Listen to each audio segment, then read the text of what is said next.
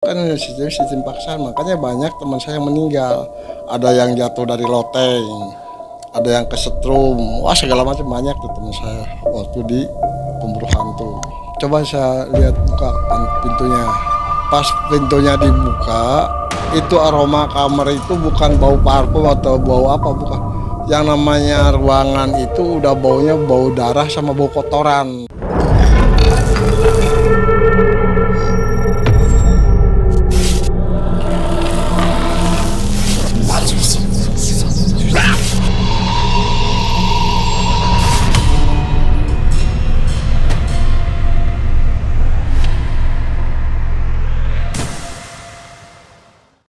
Assalamualaikum warahmatullahi wabarakatuh.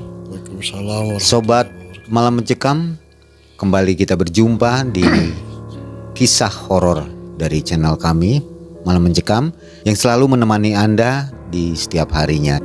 Kembali kita hadirkan Ki Jamrong yang akan menceritakan kisah-kisah petualangan gaibnya selama pengembaraannya. Mungkin Anda bertanya dari kisah-kisah sebelumnya, sebenarnya apa yang diinginkan oleh Ki Jamrong ini?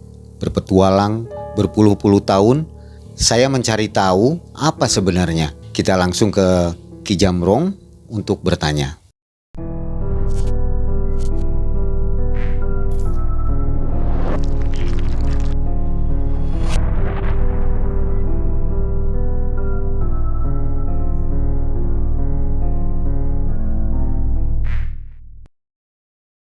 Assalamualaikum Ki. Waalaikumsalam. Ki, saya ini penasaran dan tentunya sobat-sobat Malam Mencekam juga penasaran. Apa sih sebenarnya tujuan Aki itu berpetualang goib ini berpuluh-puluh tahun? Apa yang Aki dapat dan apa tujuan Aki sebenarnya? Sebenarnya tujuan saya tuh untuk pelajari ilmu yang bisa dibilang langka lah gitu ya. Tujuan saya pengen berbakti saya dengan kemampuan yang Allah kasih sama saya. Saya pengen bisa nolong orang yang kena sakit-sakitan, ya seperti santet lah gitu aja lah. Jadi sesuatu yang berhubungan dengan gaib. Ya.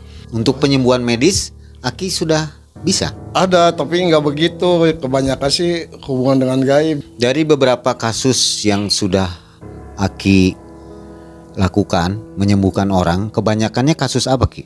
Ya kasus kena santet, ya kena guna-guna, ya semacam begitulah. Oh, Ki bisa nggak ceritakan salah satu atau beberapa cerita tentang Aki mengobati santet tadi? Boleh Ki? Boleh. Kita pengen dengar nih. Saya dulu pengalaman waktu dipanggil orang untuk menyariatin orang, dia kena santet. Manggil orang yang namanya dukun atau ini atau itu udah pernah. Dia tuh orang itu tuh mungkin banyak wirid, banyak itu dia dapat alamat, ngasih nama saya dan kerjaan saya. Ketemunya juga di jalan pas orang itu tuh manggil sama saya. Saya tanya, kok Bapak tahu nama saya, kerjaan saya? Terus dia jawab, saya pengen begini tuh, saya tuh banyak wirid minta sama Allah. Masalahnya anak saya tuh udah lama sakitnya. Udah berobat, udah kemana-mana yang namanya ke dokter, ke simse atau kemana-mana paranormal udah sering.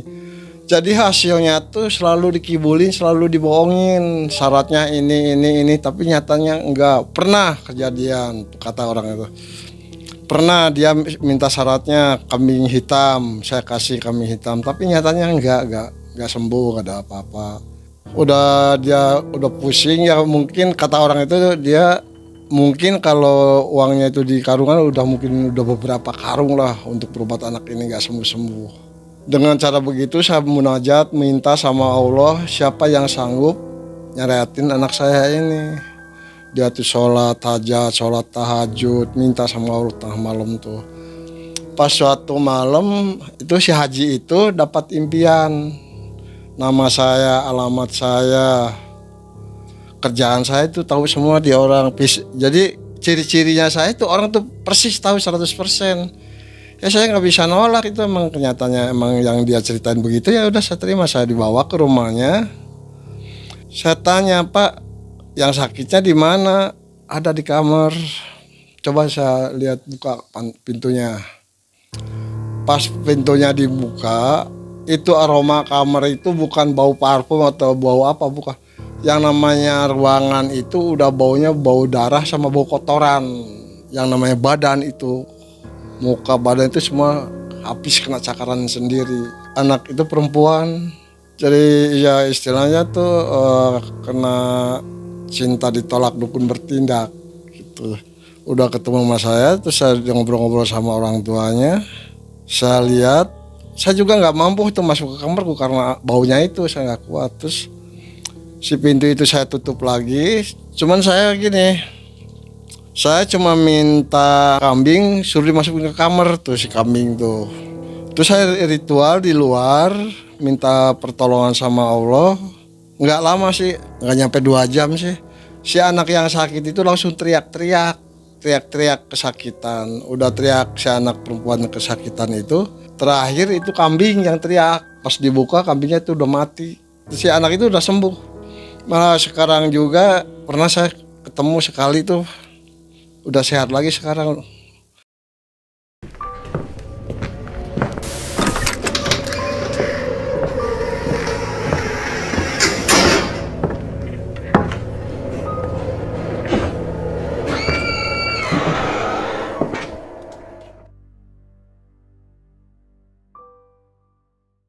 Ya alhamdulillah ridha Allah izin Allah dia udah sehat lagi, udah normal lagi, cuman dia mukanya rusak kena cakaran kuku. Ya, kalau nggak cacat begitu mungkin itu anak cantik. Jadi sejarah ceritanya kata orang tuanya tuh ada tetangganya yang mau sama si perempuan itu. Pas si perempuan ini tuh kedengaran pacaran sama orang-orang, jadi dia sakit hati langsung nembak. Udah nembak begitu sakitnya tuh ya kurang lebih hampir 4 tahun sakitnya tuh. Itu kejadian di daerah Bandung ya Ki ya? Iya di daerah Bandung ya sekitar tahun 99 bulan Desember. Jadi sekarang si cewek itu sudah sehat lagi Bang? Udah sehat lagi tapi dia nggak mau rumah tangga, masalahnya dia minder, badannya udah rusak kena cakaran waktu tadi dia lagi sakit. Rusak aja mukanya udah nggak berantakan, nggak keruan.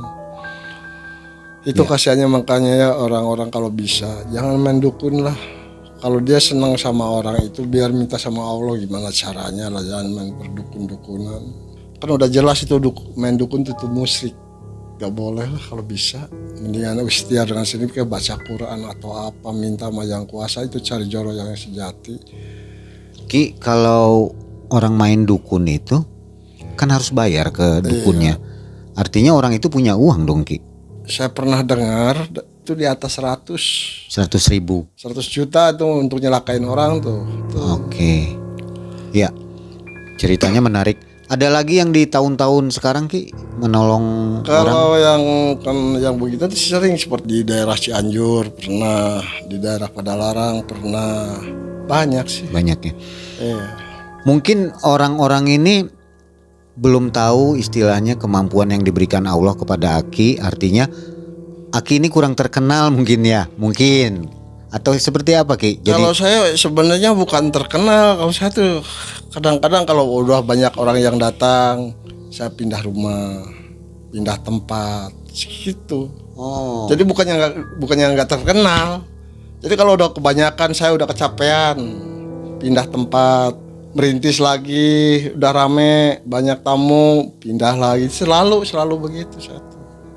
Nanti kalau Aki setelah ditayangkan video ini akan banyak pasien yang datang gimana Ki? Insya Allah, masalahnya saya tuh pergi tuh bukan kehendak sendiri. Jadi seolah-olah saya tuh ditugaskan bahwa di sini, di tempat ini udah selesai sejarahnya, ceritanya di sini harus pindah lagi. Jadi pindah-pindah tempat tuh bukan keinginan.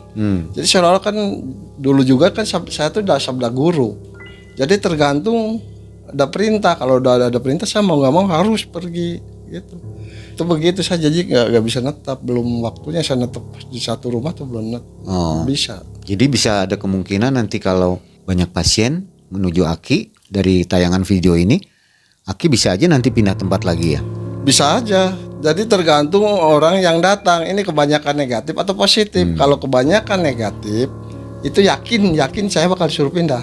Oh gitu. Iya, kalau kebanyakan orang yang datang negatif, jahil, syirik, tangki segala macam, itu yakin saya bakal suruh pindah. Dan Aki sendiri tidak pernah mempromosikan diri Nggak ya? pernah. Jadi dari mulut ke mulut gitu? Dari mulut ke mulut saya nggak pernah. Oke. Kalau online lewat YouTube atau media sosial pernah Ki? Nggak mengiklankan pernah. diri? Baru sekarang saya begini. Jadi baru dia malah mencekam ini Ki? Iya, baru dia malah mencekam. Ya, ya. Ki, tadi cerita tentang goib Ki ya. Kalau pengobatan tentang medis yang tadi Aki bilang pernah menyembuhkan, itu ceritanya gimana Ki?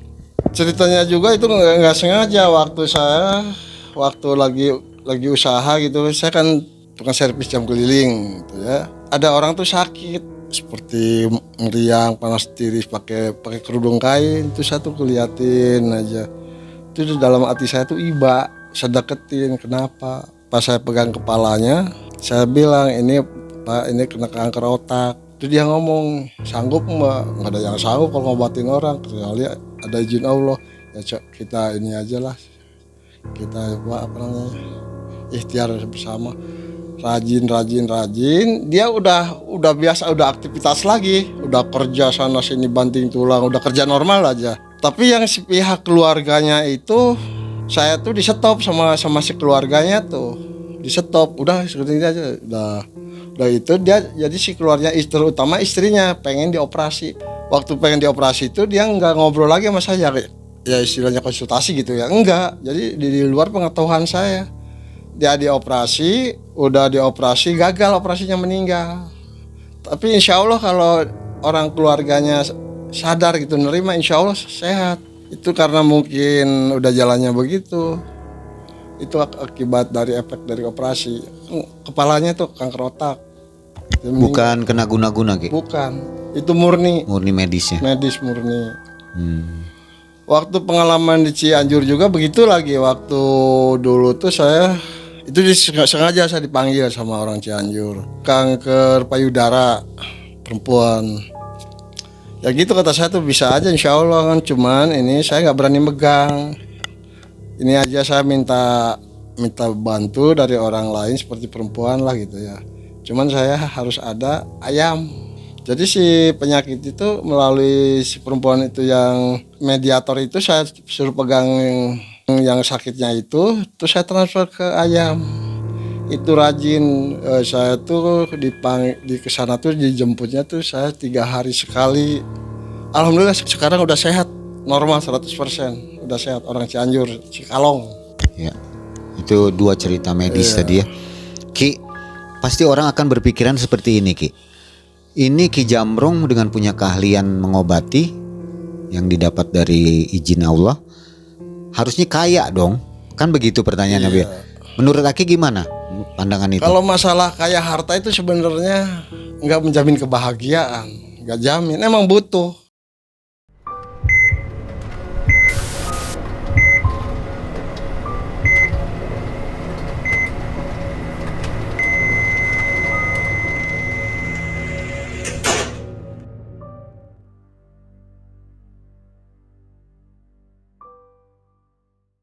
Kalau mau kaya sih emang dari dulu saya udah mungkin kaya, udah mungkin saya bisa dibilang tuan tanah lah. Masalah itu harta itu tidak menjamin kebahagiaan, yang kebahagiaan itu ada di dalam pikiran sama di dalam hati. Orang susah tuh belum tentu susah. Mungkin orang susah itu lebih bahagia daripada orang kaya, bisa aja. Jadi tergantung nerima enggaknya. Bukan tujuan Aki ya untuk menjadi kaya itu. Kalau niat mah, kalau niat udah dari dulu. Dari dulu udah kaya mungkin Ki ya. Ya biasanya kan begitu ya Ki ya. Orang yang bisa mengobati buka praktek. Banyak contoh-contohnya kan Ki, jadi miliarder sekarang. Apabila nanti terjadi itu seperti Aki, banyak orang yang datang, bagaimana Ki? Apa boleh MM meliput pengobatan Aki? Kalau masalah itu sih, itu kita nanti bisa diatur waktu aja. Jadi nggak selalu pasien saya terima dengan, nah saya nggak tentu. Kadang-kadang orang itu saya usir, kadang-kadang diterima. Jadi nggak mesti orang datang diterima, enggak. Jadi kita pilih-pilih, bukan masalah materi. Ini penyakit tuh salah apa benar? Kalau seperti orang ini kena santet atau kena guna-guna, dia di pihak salah, saya tolak, gak mau. Berarti dia udah menjalankan karma waktu kelakuannya gak benar. Seperti anak orang ini nyuruh dukun nyantet si A gitu ya. Terus si yang disantet tuh diobatin sama yang ngerti, itu sembuh. Dia balik ke asalnya. Itu saya nggak mau. Bukannya nggak bisa, saya nggak mau. Itu menjalankan karma. Penyakit tuh ada karma, ada pengiriman, ada takdir. Jadi nggak bisa disebutkan penyakit itu ini takdir saya sakit begini, enggak. Jadi tergantung. Penyakit itu ada dua, ada yang bisa diobatin, ada penyakit untuk pulang. Kalau untuk pulang itu susah diobatin, nggak bisa. Kalau penyakit untuk hidup itu ya dengan jalan apa aja bisa. Karena masih ada umur ya Ki ya. Iya. Belum takdirnya belum jatuh di situ ya. Ya, sobat malam mencekam, jadi apabila Anda nanti ingin berinteraksi dengan Ki Jambrong, jadi Aki ini akan bermilih-milih juga ya, akan memilih jenis apa, mungkin orang yang cocok atau yang tidak ya. Jadi tidak sembarangan pasien yang diterima oleh Ki Jambrong ini. Nggak asal-asalan. Ya itu menjadi misteri. Saya tidak bisa bertanya lebih lanjut, itu ada hukumnya menurut Ki Jambrong. Oke Ki, silakan lanjutkan dengan cerita yang lainnya Ki. Barangkali ada cerita pengobatan yang pantas kita dengar untuk menjadi pembelajaran untuk kita Ki, mengenai santet atau mengenai medis. Silakan Ki bercerita. Kalau masalah pengobatan sih ya sering saya lakukan, seperti jarak jauh antara Bandung Madura, Bandung Kalimantan, Bandung Sulawesi. Ke luar negeri juga pernah. Mana Ki? Ya ke Malaysia pernah, jarak jauh. Jadi buat saya sih, jadi pengobatan jarak jauh itu cuman ada ini aja sedikit. Kalau lewat laut itu agak terlambat, masalahnya ada dari lewat laut itu ada aura tertentu di laut, jadi nggak langsung, agak telat lah, nggak seperti di darat. Seperti seumpamanya antara Bandung Cirebon, ya paling sekitar 10 menitan atau seperempat jam telatnya. Kalau lewat laut tuh lama. Pengobatan mengenai santet Ki, santet misalnya sampai menyebabkan meninggal gitu. Pernah sih ada orang Cicadas. Dia umurnya udah lanjut, dia waktu mudanya tuh emang jago dia tuh. Dia udah manggil orang-orang yang bisa, yang ngerti, itu selalu gagal. Pas ada saudaranya datang, waktu itu datang ke rumah saya ngobrol-ngobrol, terus saya jawab, ya insya Allah mudah-mudahan aja ada izin Allah, ridha Allah. Terus dibawa ke rumahnya, udah saya di situ mendoa ritual. Saya ngerokok nggak nyampe 2 isapan 3 isapan itu udah meninggal. Jadi dia dikarenakan keinginan keluarganya bahwa orang itu harus begitu. Masalahnya dia sakitnya udah lama, udah 12 tahun, umurnya udah tua, badannya udah rusak, makan apa-apa juga susah. Jadi dia makan tuh diimpus. Jadi si anak-anaknya waktu ngobrol itu saya tanya gini aja, kalau bener mau begini, keluarganya kumpulin yang dari jauh atau dari mana, kumpulin dulu di sini, ngobrol gimana caranya. Tuh anaknya tuh dipanggil semua, anaknya tuh semuanya tuh 8. Jadi ilmunya almarhum itu saya ambil, kebetulan adanya tuh di tenggorokan, saya ambil dari tenggorokan. Udah beres ritual saya keluar, pas mau bakar rokok, langsung yang nunggu itu anak perempuan yang musuh itu nangis, udah meninggal tuh orangnya. Itu akibat dari ilmu, bisa dibilang ilmu hitam lah. Terus ada lagi waktu saya dipanggil ke Majalaya. Itu sama dengan orang seperti cinta ditolak dukun bertindak.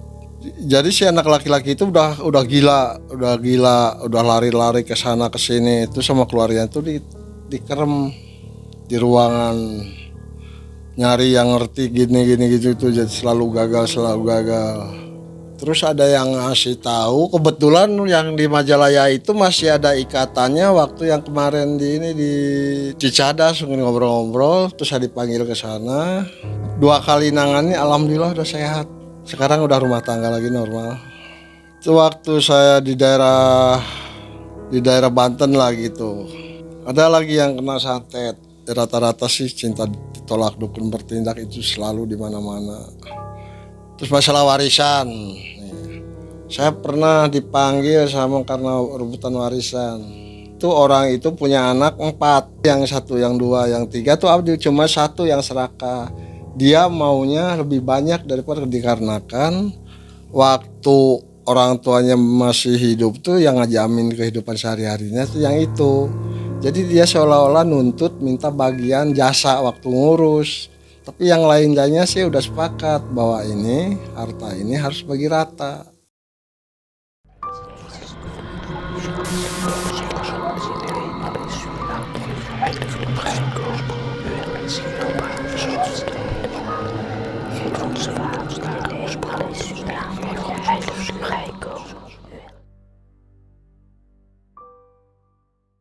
Yang 3-nya setuju, kalau yang 1 enggak. Jadi kurang puas. Dia lari cari dukun, ketemu. Itu yang sakit itu yang pertama dan yang kedua sakit. Dia berobat kemana-mana. Terus waktu saya keliling ketemu, saya lihat orangnya. Sekarang udah sembuh, alhamdulillah. Jadi cara pengobatan begini emang sering sih. Kalau untuk meruqyah Aki bisa Ki? Kalau ruqyah tuh saya bukan nggak bisa, saya kurang berani. Masalahnya kalau ruqyah itu ada 2 kemungkinan. Mungkinan sehat 100%, kemungkinan lebih fatal. Saya bukan nggak bisa, tapi saya kurang. Masalahnya efeknya kalau saya sehat 100%, kalau nggak sehat lebih fatal. Makanya saya kurang berani. Soalnya udah pernah waktu di Cileunyi, itu keluarganya tuh minta diruqyah. Pertama itu keluarganya tuh nggak mau secara ini itu dia orangnya ya boleh dibilang agamanya bagus lah, tapi dia nggak, kurang percaya masalah gini masalah gitu tuh, kurang percaya. Dia percayanya sama ruqyah. Cuma saya ngomong begini, Pak Bu, masalah di ruqyah bukan saya nggak bisa aja. Masalahnya ada dua kemungkinan. Kalau sehat 100%, kalau nggak sehat fatal. Jadi seolah-olah keluarga itu tuh maksa sama saya tuh, ya saya kerjain meruqyah. Tapi nyatanya, jadi bukannya yang diinginkan, lebih parah. Terus saya pakai kebiasaan saya yang tadi itu, alhamdulillah udah sehat sekarang. Oh, beda metode gitu. Iya, beda. Jadi kalau kita kurang mengerti masalah ruqyah, jangan main ruqyah lah. Emang waktu dulu ya Kanjeng Rasul, dulu emang sistemnya ruqyah, tapi kan kita beda. Kalau Kanjeng Rasul sih benar-benar manusia sejati, kalau kita sih manusia padati gitu. Jadi nggak bisa disamain. Tapi di luar itu banyak pengobatan ruqyah. Banyak. Itu gimana Ki? Banyak. Saya nggak jamin bahwa itu 100%, nggak jamin. Masalahnya orang di ruqyah sebelum 40 hari jangan dibilang sembuh. Jangan. Ini sekarang ada orang dia kena santet atau gimana, di ruqyah sehat gitu ya. Itu belum tentu sehat, belum tentu. Masalah sih aura negatif kadang-kadang nyumput masuk ke dalam sumsum atau kemana itu bisa nyumput. Beda dengan diambil secara kebatinan. Kalau diambil secara kebatinan itu langsung ibarat kita ngambil barang, ngambil benda secara fisik itu lain. Oh, jadi dengan cara Aki diambil sosok-sosok yang ada di tubuh itu dengan cara Aki kebatinan tadi. Itu kemungkinan bisa. Oh, jadi sebutannya bukan ruqyah gitu ya. Oke, itu tadi pengertian menurut persepsi dari Aki. Jadi antara ruqyah dan kebatinan itu berbeda ya. Pengobatan dengan cara Aki ini bukan ruqyah, dengan menarik batin gitu Ki. Mengusir dengan cara kebatinan. Baik Ki. Kemudian Ki, Aki ini bisa meruqyah, sebutannya apa Ki ya? Kira-kira meruqyah rumah yang biasanya orang itu heboh, rumah ini banyak penunggunya atau itu supaya dibersihkan, itu bisa Ki? Sebenarnya rumah itu nggak bisa diruqyah. Sebenarnya masalahnya kalau rumah itu benda padat, benda mati. Yang bisa diruqyah itu yang punya nyawa seperti kambing, manusia segala itu bisa diruqyah. Kalau benda mati nggak bisa, paling diusir. Jadi rasanya mau ruqyah rumah nggak bisa, kecuali diusir secara paksa. Itu resikonya. Mungkin istilahnya berbeda Ki ya. Iya. Maksudnya mungkin mengusir goib yang ada di rumah itu, mungkin itu Ki ya. Iya, ngusir. Itu bisa Ki? Ya itu tergantung, kita kan mau ngusir seperti makhluk gaib di suatu tempat, kita harus konsultasi dulu. Mau enggak? Kalau dia nggak mau, kita perjanjian. Asal jangan ganggu yang nungguin. Kalau dia maksa masih ganggu, masih jatuh, usir. Ya kita logikanya begini ya. Kita lagi enak-enak diem di sini kan, orang datang diusir gimana perasaan? Kan kita berontak, ya sama. Kecuali kita baik-baik, kalau dia syaratnya mau ya nggak usah diganggu. Oh iya, Aki pernah punya cerita pengusiran hantu di TV atau di mana, Ki? Saya waktu itu kontrak RCTI. Ya. Tuh, pernah satu. Selama berapa lama, Ki? Saya hanya sekedar panggilan saja, kalau nggak dipanggil saya nggak berangkat. Jadi kalau setiap datang ke sini ke rumah ini, itu makhluk diusir-usir secara tidak hormat, secara tidak ini, dia kan langsung berontak. Makanya banyak teman-teman saya yang meninggal dikarenakan yang makhluk itu berontak. Karena saya nggak ikut lagi, masalahnya nggak sesuai dengan keinginan saya. Kalau keinginan saya itu secara baik-baik, kan sistem paksaan. Makanya banyak teman saya yang meninggal. Ada yang jatuh dari loteng, ada yang kesetrum, wah segala macam, banyak tuh teman saya waktu di pemburu hantu. Ada masalah dengan manusia bisa maaf, kalau sama begitu nggak bisa. Kalau benci, kadang-kadang dia ngarah. Ambilnya tuh secara kita lagi lagi imannya lagi lemah atau pikiran lagi kosong, dia pasti nyerang. Balas dendam gitu, Ki? Iya. Sampai kapanpun dia kejar. Terus sampai belum meninggal mah. Sampai belum meninggal gitu, belum sampai korban, terus sampai di mana. Oh begitu ya, Ki ya. Jadi mereka itu dendam, akan dikejar. Baik-baik. Sebenarnya saya tuh sering ditarik-tarik buat siaran masalah gaib, masalah gini. Saya sering ditarik, masalah ditolak. Masalahnya yang sutradaranya yang itu tuh dia bertinjaknya mau sendiri, bukan kemauan saya. Kalau kemauan saya mungkin saya udah kerja mungkin di suatu perusahaan apa kayak saya nggak tahu. Jadi saya nggak mau dikendalikan orang. Nah, pertanyaan lagi, Ki. Kenapa sekarang ini Aki kok mau tampil di Malam Mencekam Channel, Ki? Apa dasar pemikiran Aki? Saya sih sebenarnya nggak punya pikiran lain nggak. Mungkin saya udah waktunya. Mungkin ini udah waktunya bahwa ilmu saya ini harus bermanfaat bagi orang-orang yang memerlukan. Itu juga harus ridho Allah, izin Allah, nggak mau dipaksakan.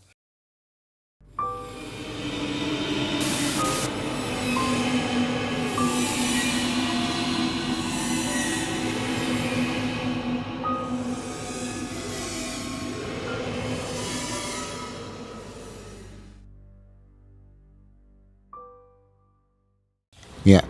Kemudian, Ki, Aki sendiri sekarang sudah berusia berapa, Ki? Sekitar 77 lah. Ya kurang lebihnya 77 ya. Iya. Ki, ada nggak sebuah obat misalnya kunci dari Aki untuk wirid atau apa yang bisa dibacakan setelah sholat gitu, Ki? Saya tuh hanya cuman kalau tengah malam suka duduk sendiri merenung. Jadi dibilang meditasi ya enggak, dibilang lamun ya enggak. Jadi satu fokus bahwa badan saya ini pengen sehat. Jadi bilang meditasi enggak, cuma di situ saya cari ketenangan. Aki ini terkenal dengan urakannya. Artinya setelah berpetualang waktu muda mungkin, Ki ya. Istilahnya ilmu Aki itu dimanfaatkan dengan seenaknya gitu. Apa ya benar itu, Ki? Kalau saya tuh pegangan saya ini ya jadi dibutuhkan sesuatu harus bisa. Saya enggak, jadi semaunya aja, semaunya. Aki pernah mengobati susuk, Ki? Orang yang memakai susuk biasanya ingin dilepas Kalau kembali. Kalau ngobatin tuh saya belum pernah, ngobatin sih belum, cuman nyareat. Ada itu orang ya, waktu saya dipanggil ke Indramayu, itu waktu mudanya orang itu tuh sinden panggung lah. Udah tua, pas gurunya tuh udah meninggal. Dia tuh orangnya tuh mau meninggal tuh susah. Udah ngaji ya sembuh-sembuh. Terus saya dipanggil. Kebetulan di situ ada teman saya, ajak ngobrol. Pas saya lihat-lihat tuh, oh ini jangan pakai ini, jangan pakai itu. Gak bisa, ini bukan pakai kelor atau sate di paut atau gimana, bukan. Ini sih gampang. Coba aja suruh kencing dulu, udah kencing minum air kencingnya, insya Allah bakal lepas sendiri. Dia juga nggak percaya, kok bisa begitu? Ya silakan aja buktiin sendiri. Pas si orang sakit itu dia kencing sama keluarganya tuh diwadain pakai baskom plastik, udah itu dimasukin ke gelas diminum, langsung rontok ada 12, ada emas, ada perak. terus ada mutiara, ada besi, kawat. Udah itu keluar semua langsung meninggal. Itu udah di Indramayu. Jadi lebih dahsyat dari daun kelor ya Ki ya? Iya, jadi nggak tentu setiap pelet bisa diobatin daun kelor, nggak bisa. Nggak setiap pakai susuk sate, enggak selalu. Tergantung si yang punya ilmunya itu, ilmunya ilmu dari mana. Jadi susuk itu diperbolehkan Ki? Ada Nggak yang boleh, haram. semua susuk diharamkan? Yang namanya susuk itu nggak boleh, haram, nggak boleh dipakai. Masang susuk itu perjanjian nyawa, jadi nggak asal-asalan. Jadi mirip pesugihan dong Ki? Yang mending pesugihan daripada itu, daripada kita capek-capek goyang di panggung bayaran nggak berapa, kita perjanjian sama siluman, yang mending pesugihan, udah ketahuan kaya. Sama-sama masuk neraka ya Ki? Iya, sama-sama mendingan gitu. Iya. Jadi pengobatan ini saya sering lakukan, tapi kebanyakan itu dengan yang ada hubungannya dengan gaib. Kalau secara ini sih jarang. Ada cerita pelet nggak Ki? Kalau orang ngirim pelet itu sebenarnya pelet itu jadi santet kelas teri kalau pelet itu. Tapi tergantung orangnya. Kalau orang ini kuat iman nggak bakalan kena pelet. Kalau imannya kuat, kalau ya seperti begitu ya gampang. Kalau pelet itu masuknya tuh sebelum maghrib. Makanya kalau orang-orang dulu tuh kalau maghrib gak boleh di luar. Seperti kalau mau maghrib, kalau siangnya sebelum duhur, kalau pagi, kalau subuhnya sekitar jam 3 sebelum subuh aja.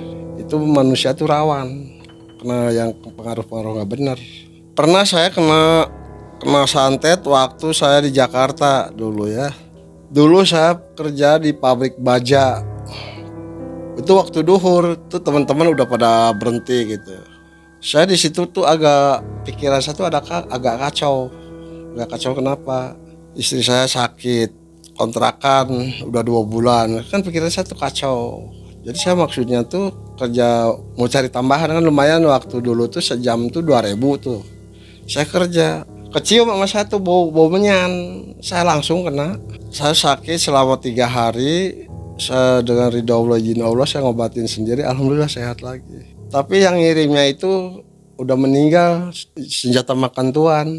Jadi balik dengan sendirinya, bukan karena dibalikin, nggak ada. Sekarang seperti santet, nyantet ini terus dibalikin, nggak ada. Sebenarnya dia dengan balik sendirinya. Larinya kemana? Ke karmanya sendiri itu. Ke karma si dukun tadi ya? Iya, makanya yang kena santet tuh ada tiga kemungkinan. Yang disasar, yang nyuruh, yang dukun. Ini yang bakal korban tuh satu di antara 3 bakal ada satu. Kalau yang kena, yang seperti yang disantetnya itu, dia punya pegangan gitu, seperti diobatin orang sembuh ini. Ini yang 2, dukunnya atau yang nyuruh. Dukun nggak mau kena senjata sendiri, dibuang sama yang nyuruh. Itu rata-rata begitu. Soalnya itu yang nyuruh itu perjanjian sama dukun. Nih saya mau orang ini mati, berapa? Kata si orang ini, mau berapa saya bayar, ini orang ini harus begini. Kata dukunnya, udah saya mau 100 juta atau 200 juta. Perjanjian sampai mati atau gimana, nggak tahu ya.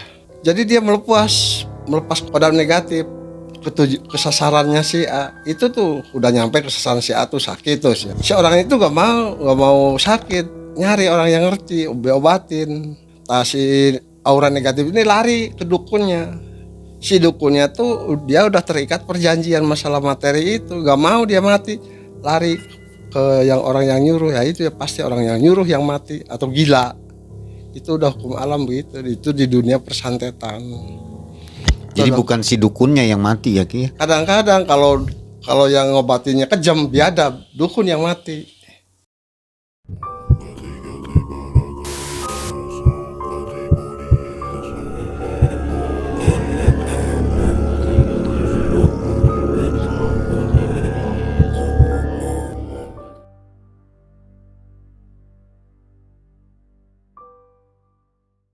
Kalau pelet cinta Ki, Pelet cara menolaknya gimana Ki? Kalau pelet cinta itu tergantung yang dipakai pelet apa ya. Tergantung iman kita, banyak wirid aja lepas sendiri. Oh, lepas sendiri Ki? Pas sendiri dengan sendirinya, asal banyak wirid aja. Kita biasanya sholatnya seminggu sekali, ya seminggu 2 kali atau seminggu 3 kali gitu aja. Rajin minta tengah malam bangun, asal dilepas aja bisa. Itu santet ringan Ki ya disebutnya? Ringan. Yang nggak santet ringan, nggak santet berat. Ki pernah nggak ngantarkan orang melakukan pesugihan Ki? Sering. Kenapa Ki mau mengantarkan mereka? Cuma ngantar aja, saya serahin sama kuncen. Ki, saya nih ya, ini orang minta diantar sama saya, tapi saya nggak mau turun tangan. Kata kuncen kan kamu juga bisa, tapi saya nggak mau. Udah tangannya aja sendiri, saya udah bawa orang. Di samping itu saya tembak si orang yang tadi saya ajak tuh, ditembak supaya otaknya sadar, supaya nggak jadi. Udah saya minta sama Allah si orang ini supaya sadar, supaya nggak jadi pesugihan. Alhamdulillah nggak jadi, batal. Jadi sering saya nganter, cuma saya nembak lagi, berdoa sama Allah biar ini orang sadar, nggak boleh sampai terjun. Soalnya saya juga kebawa dosa yang ngajak. Oh, Ki sendiri bisa melakukan pesugihan, maksudnya untuk orang, misalnya saya, Ki saya mau kaya nih, bisa Ki melakukan aja, itu. tapi saya nggak mau. Jadi setujuan hidup saya tuh nggak mau nyelakain orang. Soalnya saya nggak mau dicelakain orang, nggak mau nyelakain orang. Jadi saya begini-beginian tuh bukannya saya jago atau sakti, bukan. Yang jago tuh, yang sakti tuh hanya Allah kok. Gak ada manusia. Sobat Malam Mencekam, banyak yang bisa kita dapati dari cerita-cerita Ki Jambrong. Untuk Anda yang ingin berkonsultasi atau sekedar bertanya kepada Ki Jambrong, nanti WA-nya akan kita cantumkan di kolom komentar. Mudah-mudahan Ki Jambrong moodnya ada dan akan membalasnya. Ada yang ingin disampaikan Ki? Ini menurut saya ya, kalau bisa jangan sampai main dukun atau main santet. Mendingan koreksi diri lah. Sekarang gini, kita seumpamanya senang sama orang itu, perempuan atau laki-laki, kita koreksi diri, kok ini orang ini kok nggak mau sama saya ini kan gagah, ganteng, orang kaya. Kok ini perempuan ini nolak sama saya. Berarti kita ini ada kekurangan, mungkin bahasa, mungkin secara penampilan atau gimana. Koreksi diri, jangan sampai bertindak yang macam-macam, itu dosa. Ingat kita bakal punya turunan, itu karma yang akan berlaku. Mendingan kita jantan lah seperti laki-laki, ditolak biasa, ditampik biasa. Kalau perempuan jangan sok, nih saya cantik, nih saya orang kaya, jangan. Nolak laki-laki itu dengan secara halus, belum niat rumah tangga atau niat pacaran, pengen belajar dulu atau gimana. Jangan terlalu kasar lah. Masalahnya kalau udah kena yang namanya santet, urusannya bukan main. Oke, itulah pesan dari Ki Jambrong yang sangat bermanfaat untuk kita. Sobat Malam Mencekam, itu saja dari kami untuk episode kali ini.